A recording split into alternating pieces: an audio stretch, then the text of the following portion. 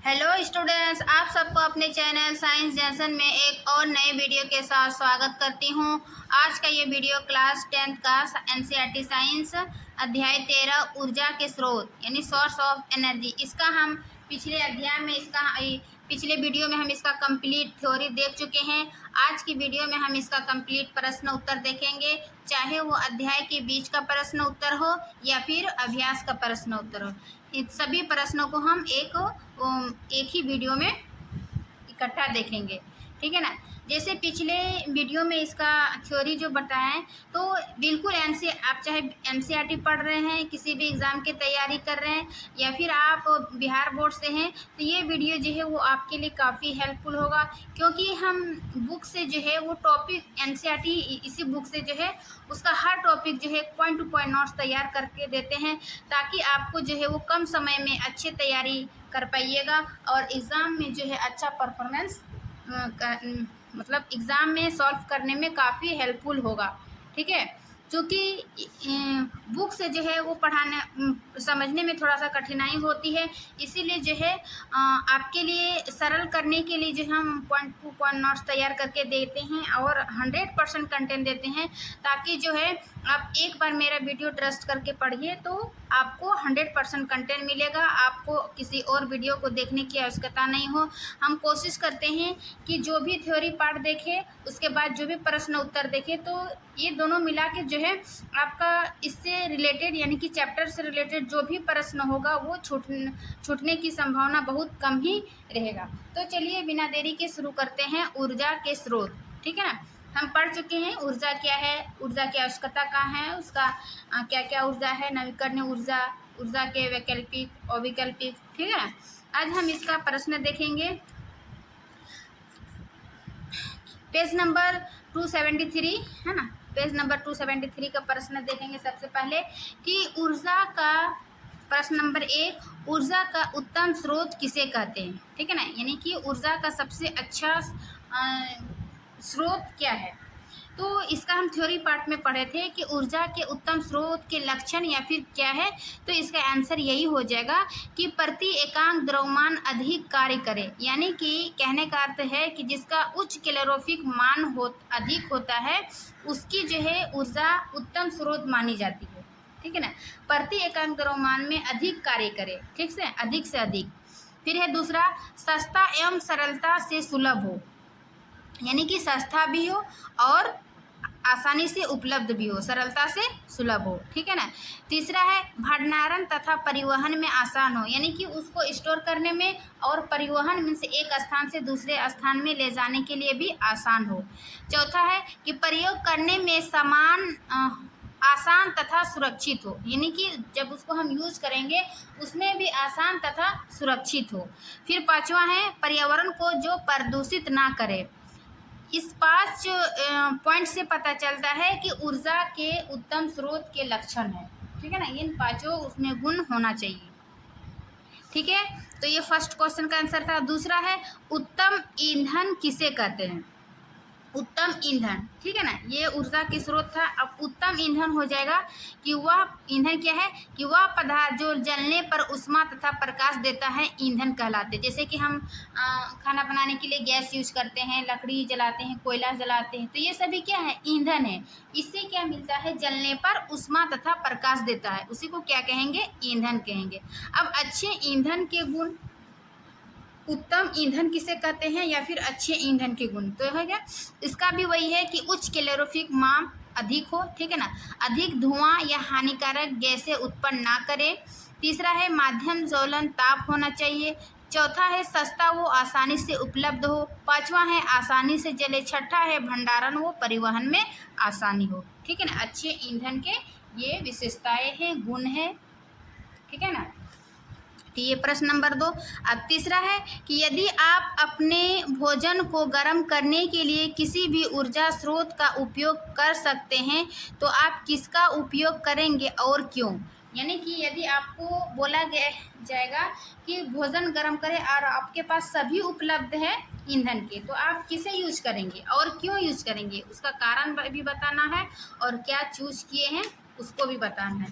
तो 3 का आंसर हो जाएगा, जैसे कि हम पढ़े थे ऊर्जा स्रोत में, ठीक है ना। तो हम एलपीजी गैस या विद्युतीय उपकरण का उपयोग करेंगे। सबसे पहला है कि किस चीज़ का जो है चूज करना है, किसका उपयोग करेंगे। तो सबसे पहले हम एलपीजी गैस यानी लिक्विड पेट्रोलियम गैस या फिर विद्युत उपकरणीय का उपयोग करेंगे, यानी कि विद्युत से चलने वाली ईंधन का यूज़ करेंगे। क्यों? क्योंकि इससे अधिक ऊष्मा उत्पन्न होती है, ठीक है ना। इससे क्या होगा, अधिक ऊष्मा उत्पन्न होगी। दूसरा है इसके दहन से धुआं नहीं निकलती है, ठीक है, धुआं नहीं निकलती जब हम गैस यूज करते हैं या फिर विद्युत से चलने वाली, है ना, चूल्हा यूज करते हैं तो उससे धुआं नहीं निकलती है। यह आसानी से उपलब्ध है तथा इसका उपयोग सुगमता पूर्वक किसी भी समय किया जा सकता है, ठीक है। फिर है चौथा, यह सस्ता है तथा इसका भंडारण एवं परिवहन आसानी से किया जा सकता है। पांचवा है इससे वांछित ऊर्जा आवश्यकतानुसार प्राप्त कर सकते हैं, यानी कि इसको जितना हमें ऊर्जा की आवश्यकता है उतना ही यूज कर सकते हैं आवश्यकतानुसार, ठीक है ना।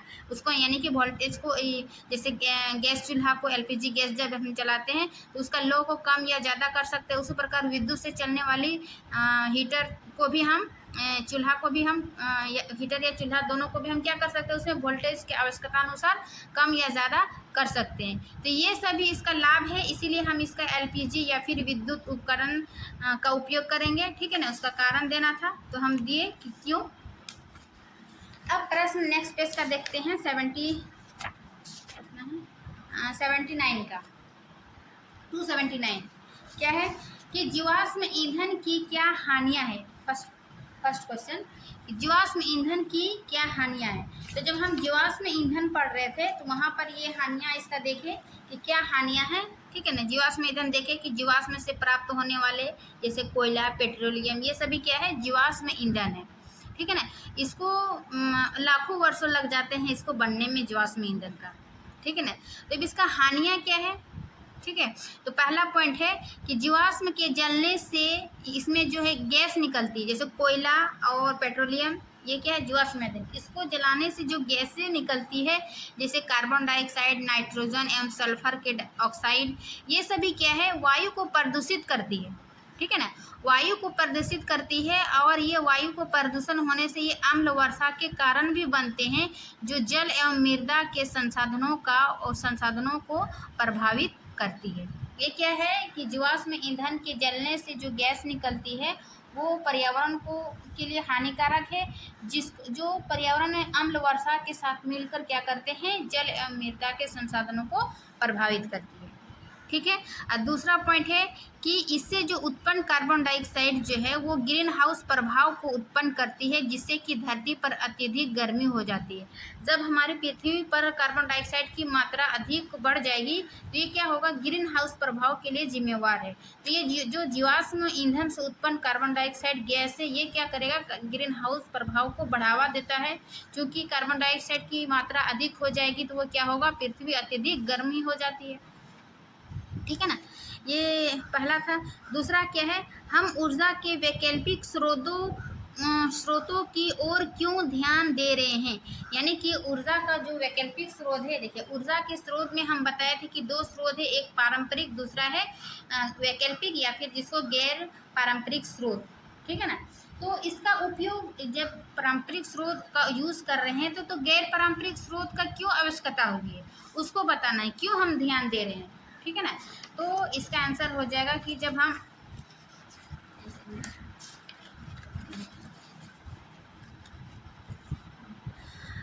वैकल्पिक या फिर गैर पारंपरिक ऊर्जा के स्रोत, ये क्या है कि बढ़ते प्रौद्योगिकी में यानी कि उद्योग में उन्नति के साथ ही ऊर्जा की मांग में दिन प्रतिदिन में वृद्धि हुई, यानी कि जैसे जैसे हम उद्योग की ओर बढ़ रहे हैं वैसे वैसे जो है वो हमारी ऊर्जा की मांग बढ़ते जा रही है। तो ऊर्जा की मांग बढ़ने के कारण क्या है, अतः ऊर्जा के वैकल्पिक स्रोतों की आवश्यकता है। तो जो पारंपरिक ऊर्जा स्रोत है उससे वैकल्पिक स्रोतों की आवश्यकता हुई। क्यों? क्योंकि जो वैकल्पिक स्रोत है, जैसे कि इसमें जीवाश्म ईंधन आ रहा था, उससे पर्यावरण को बहुत ज़्यादा प्रदूषित हो रहा है, वो शीघ्र ही समाप्त हो जाएंगे। इसीलिए वैकल्पिक स्रोत में क्या होता है, ये नवीकरणीय स्रोत होता है ना, जिसको इसको बार बार यूज कर सकते हैं। वैकल्पिक स्रोत में क्या था, जैसे सौर ऊर्जा हो गया, भूतापीय ऊर्जा, नाभिक ऊर्जा, ये सभी वैकल्पिक स्रोत था। तो इसको जो है नवीकरणीय स्रोत, इसको हम बार बार रीयूज कर सकते हैं, इसीलिए इसकी आवश्यकता हुई। ठीक है ना। इसका कारण है कि जीवाश्म ईंधन सीमित मात्रा में उपलब्ध है, यानी है ना, सीमित मात्रा में उपलब्ध है। यदि वर्तमान दर से हम उनका उपयोग कर रहे हों तो शीघ्र समाप्त हो जाएंगे। यदि हम जीवाश्म ईंधन को औद्योगिक क्षेत्र में यूज करेंगे तो ये क्या होगा, जल्द ही समाप्त हो जाएंगे। इसीलिए ये जो है ऊर्जा के वैकल्पिक स्रोत का हमें अनुभव हुआ। ठीक है ना, आवश्यकता पड़ी। फिर है दूसरा कि जीवाश्म ईंधनों पर निर्भरता को कम करने हेतु, जिससे कि वे लंबे समय तक चल सके। ठीक है। तीसरा है पर्यावरण को बचाने व प्रदूषण दर को कम करने हेतु। ठीक है ना, क्योंकि ये जो जीवाश्म ईंधन था, यानी कि पारंपरिक ऊर्जा, ये क्या करता था, पर्यावरण को प्रदूषित, जैसे कि गैसें निकलती थी, कार्बन डाइऑक्साइड, कार्बन, है ना। और लेकिन ऊर्जा की जो गैर पारंपरिक स्रोत है वो प्रदूषण नहीं करती है। ठीक है ना, कम करती है। तो इसीलिए इसकी आवश्यकता पड़ी। तो ये प्रश्न भी यही था कि क्यों ध्यान दे रहे हैं, तो इतना बताएं कि ऊर्जा की बढ़ती मांग को लेकर, ठीक है ना, ये सीमित मात्रा में है, ये जल्द ही समाप्त हो जाएगा। ठीक, ये पर्यावरण को प्रदूषित करता है। इस कारणों से ऊर्जा के गैर पारंपरिक ऊर्जा स्रोत की आवश्यकता पड़ी। फिर है तीसरा कि हमारी सुविधा के लिए पवनों तथा जल ऊर्जा के पारंपरिक उपयोग में किस प्रकार सुधार किए गए हैं। पारंपरिक पवन ऊर्जा और जल ऊर्जा, ये सभी किसमें था, पवन ऊर्जा और जल ऊर्जा, ये ऊर्जा के पारंपरिक स्रोत में। ठीक है ना। तो यह कि इसका उपयोग में किस प्रकार सुधार किए गए हैं।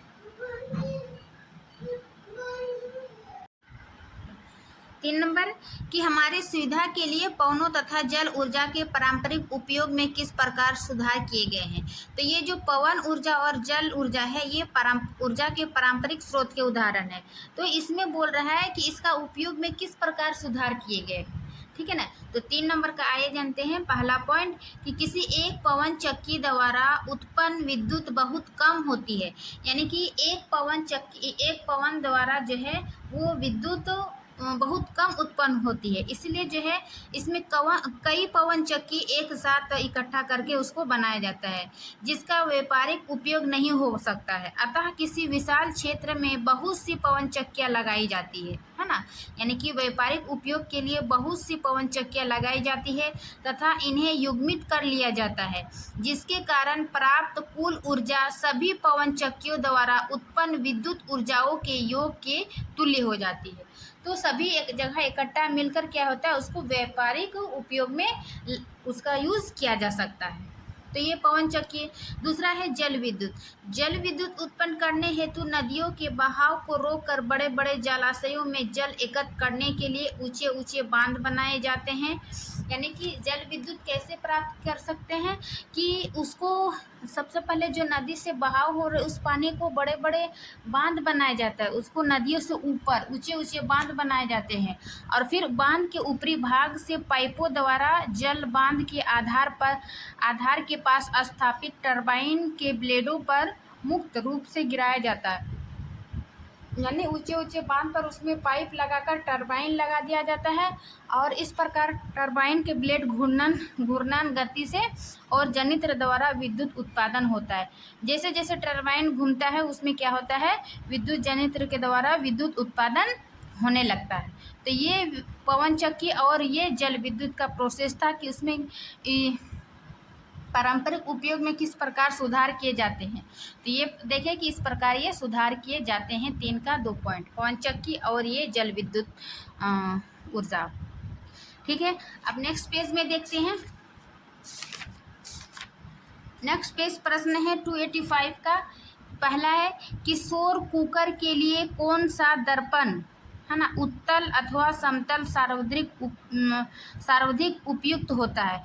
यानी कि जब हम बताए थे सौर कुकर, यानी सौर कुकर ये क्या है, ऊर्जा के गैर पारंपरिक स्रोत में सौर ऊर्जा देखे थे। सौर ऊर्जा में वही सौर कुकर, सौर पैनल जो लगाया जाता है, ठीक है ना, तो उसका है। तो उसमें कौन सा दर्पण उपयुक्त होता है, सर्वाधिक, अवतल या फिर समतल, वो बताना है, ठीक है ना। तो एक का हो जाएगा कि सौर कुकर के लिए सर्वाधिक जो है उपयुक्त अवतल दर्पण होता है ना। अवतल दर्पण होता है क्योंकि यह एक अभिसारी दर्पण है। अवतल दर्पण यूज होता है क्यों? क्योंकि यह एक अभिसारी दर्पण है। अभिसारी मीन्स क्या होता है कि प्रकाश के किरणों को एक जगह जो है वो फोकसित कर देता है। जो सूर्य की किरणों को एक बिंदु पर फोकसित करता है, जिसके कारण शीघ्र ही इसका ताप और बढ़ जाता है। यानी कि इसमें सौर एक मिनट आपको फिगर दिखाते हैं तब समझ में आएगा। देखिए, ये सौर कुकर बताए थे। ये जो दर्पण है अवतल दर्पण का यूज किया जाता है, और ये इसमें जो पृष्ठ काला पृष्ठ लगाया जाता है ताकि ये ऊष्मा को अधिक अवशोषित करती है, ठीक है ना। तो अवतल दर्पण इसलिए यूज किया जाता है क्योंकि ये प्रकाश की किरणों को एक जगह इकट्ठा होगा तो ये जल्दी ही इसका गर्म हो जाती है, जिस कारण इसका ताप बढ़ जाता है ना। इसीलिए इसमें अवतल दर्पण का यूज किया जाता है सौर कुकर में, ठीक है। पहला था। अब दूसरा क्या है कि महासागरों से प्राप्त हो सकने वाली ऊर्जाओं की क्या सीमाएं हैं।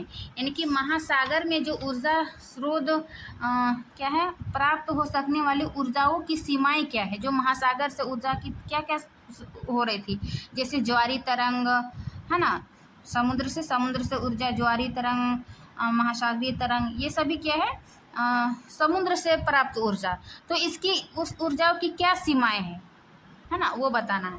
तो दूसरा कैंसर हो जाएगा कि महासागरों से प्राप्त हो सकने वाली ऊर्जाओं की निम्न सीमाएं हैं। नंबर 1 क्या है कि ज्वारी ऊर्जा का दोहन सागर से किसी संकीर्ण क्षेत्र पर बांध का निर्माण करके किया जाता है।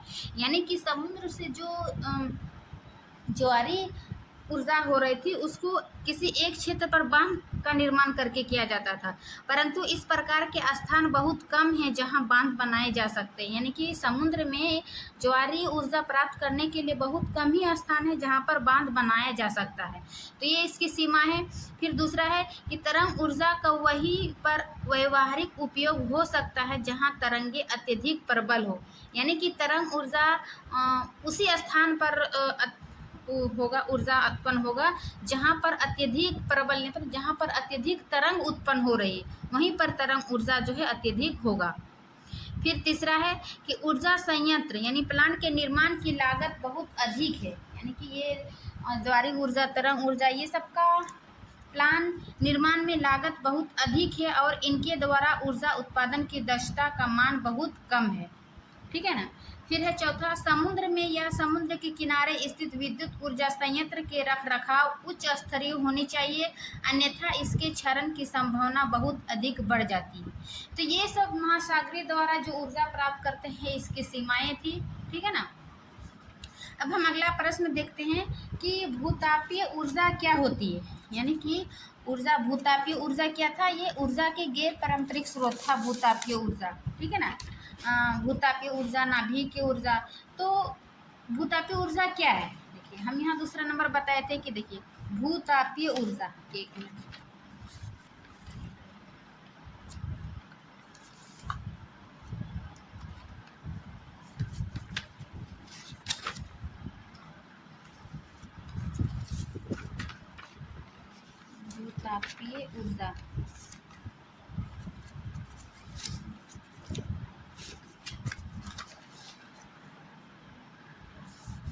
भूतापीय ऊर्जा, भूतापीय ऊर्जा क्या है कि भू का अर्थ है धरती तथा तापीय का अर्थ है उष्मा।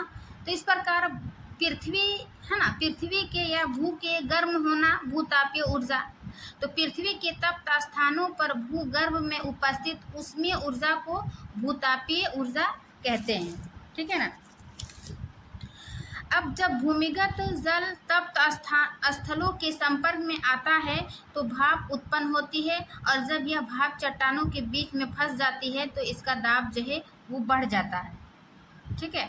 और उच्च दाब पर उसके बाद फिर क्या होता है कि उच्च दाब पर यह भाप पाइपों द्वारा निकाली जाती है जो टरबाइन को घुमाती है और विद्युत उत्पन्न की जाती है। सभी में क्या होता है, पाइप द्वारा निकाल कर टरबाइन लगा दी जाती है, टरबाइन जैसे जैसे घूमती है उससे विद्युत धारा उत्पन्न हो जाती है। ये है था भूतापीय ऊर्जा। अब है नाभिकीय ऊर्जा का क्या महत्व है, ठीक है ना। नाभिकीय ऊर्जा का क्या महत्व है, यानी कि क्या लाभ इस प्रकार के बोल सकते हैं। तो इसका 4 का आंसर हो जाएगा। नाभिकीय ऊर्जा का जब हम लाभ बता रहे थे तो ये होगा कि नाभिकीय ईंधन की अल्प मात्रा के विखंडन से ऊर्जा की अत्यधिक मात्रा मुक्त होती है। यानी कि नाभिकीय ऊर्जा जो है इसके विखंडन से अत्यधिक ऊर्जा उत्पन्न होती है, ठीक है ना, मुक्त होती है। फिर दूसरा है कार्बन डाइऑक्साइड जैसे ग्रीन हाउस गैसें उत्पन्न नहीं होती, यानी कि नाभिकीय ऊर्जा में इसमें कार्बन डाइऑक्साइड जैसे ग्रीन हाउस गैस उत्पन्न नहीं होती, जिस कारण पर्यावरण प्रदूषण नहीं होता है। फिर तीसरा है कि नाभिकीय विद्युत संयंत्र किसी भी स्थान पर स्थापित किए जा सकते, ये आसानी होता है। तो इस प्रकार इसका लाभ देखिए और इसका महत्व देखिए। अब नेक्स्ट पेज का प्रश्न देखेंगे, इसी पेज में है 285 का ही प्रश्न है कि क्या कोई ऊर्जा स्रोत प्रदूषण मुक्त हो सकता है, क्यों अथवा क्यों नहीं। बोल रहा है कि क्या कोई ऊर्जा प्रदूषण मुक्त हो सकता है, हाँ, क्यों अथवा क्यों नहीं, ठीक है ना। 285 का हो जाएगा, देखिए 1 कि हाँ ये पर्यावरण प्रदूषण से मुक्त हो सकता है। कौन सी ऊर्जा, हाँ सौर ऊर्जा, जैसे कि सौर ऊर्जा हो गया, पवन ऊर्जा, समुद्र से प्राप्त ऊर्जा तथा जल ऊर्जा, ये प्रदूषण मुक्त होते हैं। ये सभी क्या है, ऊर्जा के गैर पारंपरिक स्रोत है ना, जो कि ये प्रदूषण मुक्त होता है। फिर है परंतु ये पूर्णता नहीं कि पूर्ण रूप से ये पर्यावरण प्रदूषण मुक्त नहीं होता है। उदाहरण के लिए सौर सेल जैसी कुछ युक्तियों का वास्तविक प्रचालन प्रदूषण मुक्त होता है, परंतु इस युक्ति के संयोजन में पर्यावरण की क्षति होती है। ठीक है, देख लिए। अब दूसरा प्रश्न है कि रॉकेट ईंधन के रूप में हाइड्रोजन का उपयोग किया जा रहा है। ठीक है, क्या है कि रॉकेट ईंधन में हाइड्रोजन का उपयोग किया जा रहा है। क्या आप इसे सीएनजी की तुलना में अधिक स्वच्छ ईंधन मानते हैं, क्यों अथवा क्यों नहीं। सबसे पहले ये तो जान लीजिए कि रॉकेट ईंधन में जो है वो सीएनजी से अच्छा होता है हाइड्रोजन, है ना, अधिक स्वच्छ ईंधन मानते हैं।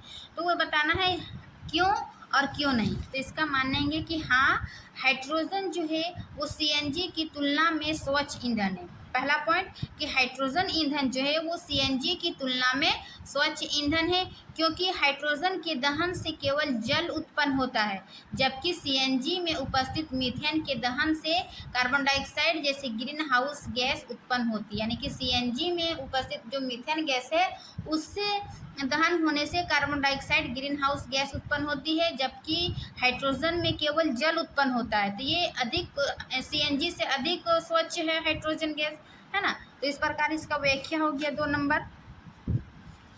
अब नेक्स्ट पेज का प्रश्न देखते हैं, पेज नंबर 286 का कि ऐसी 2 ऊर्जा स्रोत के नाम लिखिए जिन्हें आप नवीकरणीय मानते हैं। ठीक है, अपने चयन के लिए तर्क दीजिए।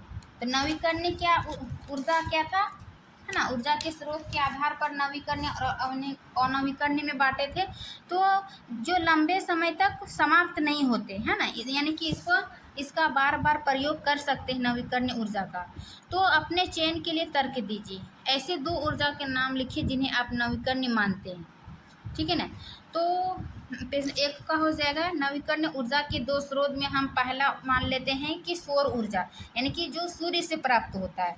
ठीक है ना, ये नवीकरणीय है क्योंकि ये लंबे समय समाप्त नहीं होगा और इसको हम बार बार यूज कर सकते हैं। कैसे, जैसे कि सौर ऊर्जा एक अनवरत ऊर्जा स्रोत है, यानी कि एक लगातार ऊर्जा के क्या है, स्रोत है जो प्रचुर मात्रा में उपलब्ध है। ठीक है, तथा इसका भंडार कभी खत्म नहीं हो सकता। जब तक सूर्य है ये कभी इसका भंडार खत्म नहीं होगा। फिर है जल विद्युत ऊर्जा, एक सौर ऊर्जा मान लिए। फिर दूसरा मानते हैं जल विद्युत ऊर्जा। जल विद्युत ऊर्जा सूर्य के ताप के कारण जल चक्र सदैव चलता रहता है, ठीक है ना, जिससे विद्युत संयंत्र के जलाशय में जल पुनः भर जाता है। अतः यह एक सदैव चलने वाली ऊर्जा स्रोत है। साथ ही उपयुक्त दोनों ऊर्जा स्रोतों से किसी भी प्रकार का प्रदूषण नहीं होता है ना। तो इसीलिए ऊर्जा के नवीकरणीय स्रोत से जो है उतना पर्यावरण प्रदूषण नहीं होता है और इसको बार बार प्रयोग में ला सकते हैं, ठीक है ना। दूसरा है कि ऐसे दो ऊर्जा स्रोत के नाम लिखिए जिन्हें आप समाप्त मानते हैं। अपने चयन के लिए तर्क दीजिए। यानी कि ऐसे दो स्रोतों के नाम लिखे जिन्हें आप समाप्त मानते हैं, यानी कि जो समाप्त होने वाली एक तरह से पारंपरिक ऊर्जा। पारंपरिक ऊर्जा में क्या था, जैसे जीवाश्म ईंधन, कोयला, पेट्रोलियम, ये क्या है, समाप्त होने वाली है। आप चयन के लिए तर्क दीजिए, यानी कि जो जैसे हम कोयला और पेट्रोलियम मानते हैं तो उसका तर्क दीजिए क्यों, ठीक है ना। तो मान लेते हैं हम कोयला और पेट्रोलियम ये क्या है, ऊर्जा के पारंपरिक स्रोत जो कि समाप्त होने वाला है। दो समाप्त ऊर्जा स्रोतों के उदाहरण है, ये दोनों जीवाश्म ईंधन है। अभी हम बताए जीवाश्म ईंधन के ही ये दोनों उदाहरण है, कोयला और पेट्रोलियम, ठीक है, जो करोड़ों वर्ष में बने हैं। तथा कोयला जो है केवल सीमित भंडार शेष है, मतलब इसका सीमित भंडार ही शेष है। और हम बढ़ते औद्योगिक यूज़ में इसकी मांग जो है वो अत्यधिक बढ़ रही है, जिस कारण इसका भंडार सीमित होने के कारण ये जल्दी ही समाप्त हो जाएगी, ठीक है। तो जीवाश्म ईंधन ऊर्जा के अनवीकरणीय स्रोत है जिन्हें पुनः नहीं बनाया जा सकता है।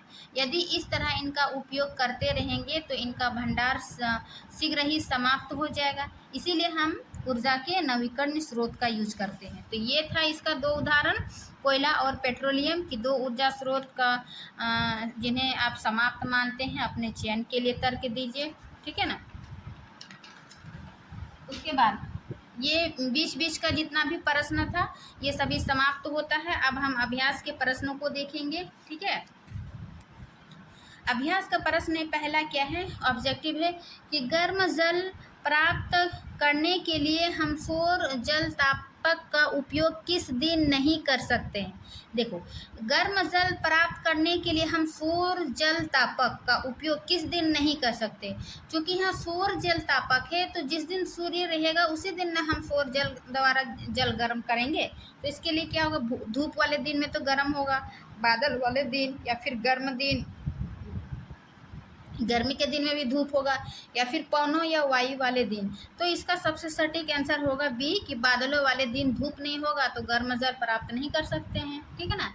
दूसरा है निम्नलिखित में कौन जैव मात्रा ऊर्जा स्रोत का उदाहरण नहीं है। जैव मात्रा स्रोत क्या है, बायोगैस है ना, तो उसका कौन सा उदाहरण नहीं है। तो बायोगैस के लिए लकड़ी था, गोबर, कोयला, ये नाभिकीय ऊर्जा नहीं है, दो का तीसरा।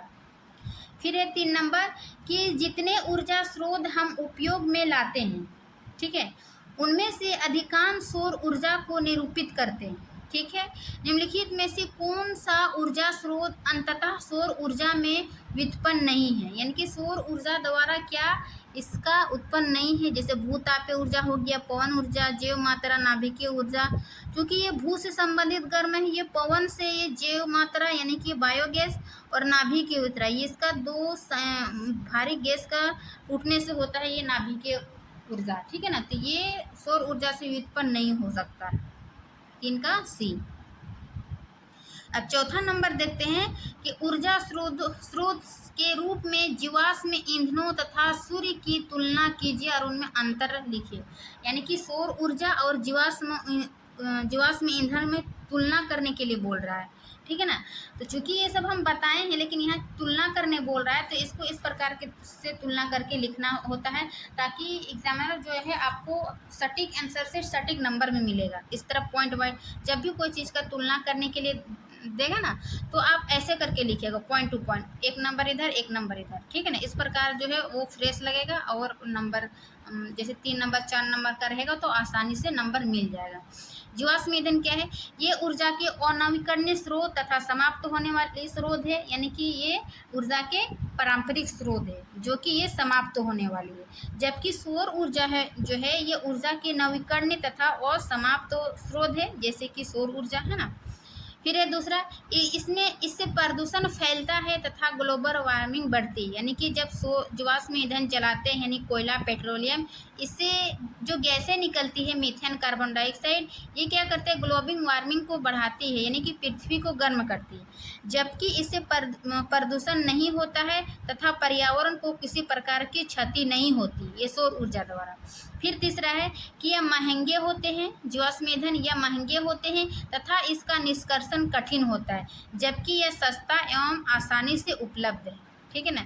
चौथा, इसका भंडार सीमित है, यह एक चिरस्थायी एवं अक्षय स्रोत है, यानी कि इसका भंडार असीमित है, सूर्य है ना। तो इस प्रकार इसका तुलना हो गया जीवाश्म ईंधन और सौर ऊर्जा का। अब प्रश्न नंबर 5 देखते हैं कि जैव मात्रा यानी कि बायोगैस तथा ऊर्जा स्रोत के रूप में जल विद्युत की तुलना कीजिए और उनमें अंतर लिखिए, यानी कि जैव मात्रा और जल विद्युत में दोनों ईंधनों जल विद्युत की तुलना कीजिए और उनमें अंतर लिखिए। जस्ट वही 4 नंबर का दोनों में उस प्रकार के अंतर करके लिखना होगा। जैव मात्रा यानी कि बायोगैस बायोमास और जैव विद्युत हाइड्रो इलेक्ट्रिसिटी, ठीक है ना। तो वही है जैव मात्रा बायोमास कि इससे प्रदूषण होता है, ठीक है, इससे प्रदूषण नहीं होता है। दूसरा कि इसके जलाने पर अधिक ऊष्मा उत्पन्न नहीं होती है तथा इन्हें जलाने पर धुआं निकलता है। फिर इसका दूसरा इधर है कि इससे पर्याप्त मात्रा में ऊष्मा उत्पन्न होती है तथा स्वच्छ होते हैं। तीसरा कि इसमें फसलों के कटने के बाद बचे जो अपशिष्ट गोबर सब्जियां के अपशिष्ट तथा वाहित मल आदि को ऊर्जा स्रोत के रूप में प्रयोग किया जाता है। जबकि तीसरा है कि इसमें बहते हुए पानी की गतिज ऊर्जा तथा किसी ऊंचाई जैसे बांध में संचित जल की स्थितिज ऊर्जा का प्रयोग विद्युत प्राप्त करने के लिए किया जाता है, ठीक है ना। चौथा पॉइंट क्या है कि जैव मास प्लांट का निर्माण सस्ती तथा घरेलू एवं छोटे आकार का है जो एक या कुछ घरों के लिए पर्याप्त है, ठीक, तुलना करके बताना है। फिर चौथा कि इसके प्लांट का निर्माण महंगी तथा इससे उत्पन्न विद्युत ऊर्जा अत्यधिक होती है जिसका आकार बृहत होता है जिसे कहीं भी ले जाया जा सकता है, ठीक है ना। फिर इसका पांचवा है यह अपशिष्ट पदार्थों के निपटारे का अच्छा उपाय है जो खाद्य तथा ईंधन दोनों के लिए सहायक होता है। किसके बारे में? जैव मात्रा के बारे में, ठीक है। फिर इसका है यह एक स्वच्छ ऊर्जा का स्रोत है। तो इस प्रकार जैव मात्रा और हम जल विद्युत का तुलना करके बताए कि इस दोनों में क्या तुलना है कि एक में प्रदूषण होता है दूसरे में नहीं होता है, एक का कचरे का क्या करते हैं दूसरे में क्या होता है, ठीक है ना। तो इसका 5 पॉइंट मिनिमम याद रखिएगा। अब है अगला छठा क्वेश्चन कि निम्नलिखित से ऊर्जा निष्कर्षण करने की सीमाएं लिखिए, यानी कि इससे जो ऊर्जा निकलती है उसकी क्या सीमाएं हैं। सीमाएं में उसकी क्या हानियां हैं, इस प्रकार के कह सकते हैं। एक है पवन तरंगे और ज्वार भाटा, ठीक है ना। तो सबसे पहले हम पवन का देखते हैं। पवन क्या था? एक नवीकरणीय स्रोत, ठीक है ना। एक पवन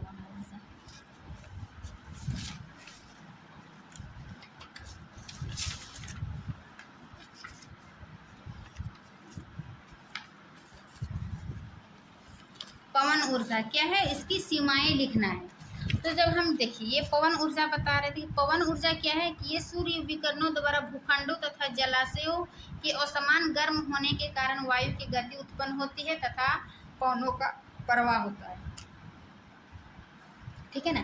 तो इसकी सीमाएं क्या है, यानी कि पवन ऊर्जा प्राप्त करने के लिए इसकी क्या सीमा है। तो इसका आंसर हो जाएगा कि पवन कणों की गतिज ऊर्जा उपयोग पवन चक्की द्वारा निम्न कार्यों में किया जाता है। कार्य ये हो जाएगा इसका आंसर कि एकल चक्की बहुत से कम उत्पादन होता है। जैसे एक पवन चक्की जो है वो बहुत कम उत्पादन होगा ऊर्जा, ठीक है ना। इसलिए बहुत सारी पवन चक्कियों को एक साथ स्थापित किया जाता है और एक स्थान पवन ऊर्जा फार्म कहलाता है ना। और यह स्थान यानी कि एक पवन चक्की से जो है वो व्यापारिक रूप से बहुत कम ऊर्जा प्राप्त होती है, इसलिए एक साथ कई पवन ऊर्जा को मतलब पवन चक्की को लगाकर एक पवन फार्म बनाया जाता है जिसको व्यापारिक रूप से अधिक ऊर्जा प्राप्त होती है, जिसको पवन ऊर्जा फार्म कहलाता है। तो ये इसका सीमा हो गया। दूसरा है कि पवन चक्की चलाने हेतु पवन की गति 15 से 20 किलोमीटर प्रति घंटा होनी चाहिए। यानी कि पवन चक्की वहीं पर यूज हो सकता है, वहीं पर ये उपयोग हो सकता है जहाँ पर इसकी पवन की गति यानी पवन की गति हवा की गति जो है वो वहाँ पर 15 से 20 किलोमीटर प्रति घंटा होनी चाहिए, तभी वह पवन चक्की उपयोग में होगा, ठीक है ना। दूसरा का क्या सीमा है, ये तो पवन का हो गया था। 6 का एक तरंग यानी कि तरंग ऊर्जा की क्या सीमाएं हैं, ठीक है ना। जब हम समुद्र से ऊर्जा प्राप्त कर रहे थे तो ये ज्वारी ऊर्जा, तरंग ऊर्जा और ये महासागरीय ऊर्जा तीनों ऊर्जा पढ़े थे। तो तरंग ऊर्जा की क्या क्या सीमाएं यानी कि हानियाँ बोल सकते हैं। तो पहला है कि तरंग ऊर्जा का व्यापारिक उपयोग वहीं संभव है जहां तरंगे अत्यंत प्रबल हो, ठीक है ना। तरंग ऊर्जा वहां पर ही उत्पन्न किया जा सकता है जहां पर अत्यधिक प्रबल तरंग उत्पन्न हो, वहीं पर ये स्थापित कर सकते हैं। दूसरा है कि इसकी दक्षता निम्न होती है, ठीक है ना। तीसरा कि प्रारंभिक लागत रख रखाव का खर्चा अधिक होता है तरंग ऊर्जा का।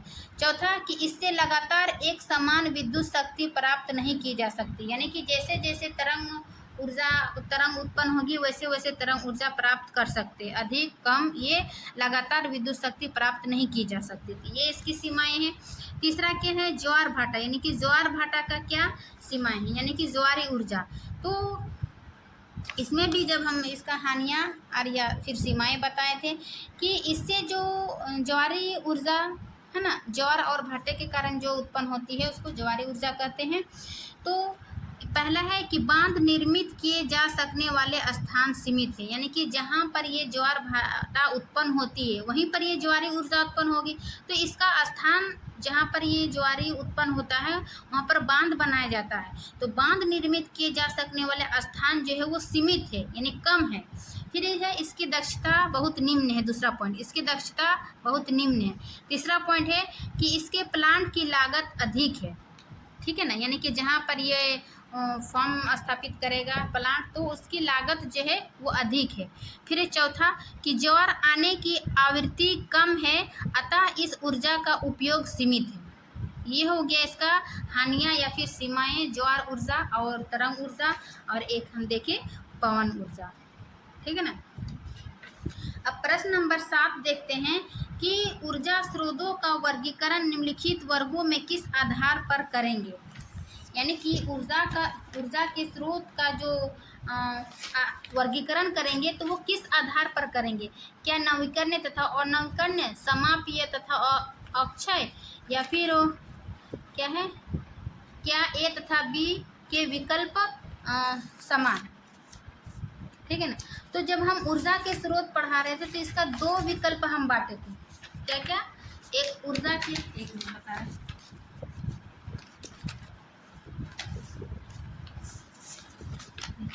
ऊर्जा के 2 स्रोत बताए थे कि एक पारंपरिक स्रोत और गैर पारंपरिक स्रोत। लेकिन यहाँ पर पूछ रहे नवीकरणीय, अनवीकरणीय या फिर समाप्त या असमाप्त, ठीक है ना, या फिर ए तथा बी के विकल्प दोनों।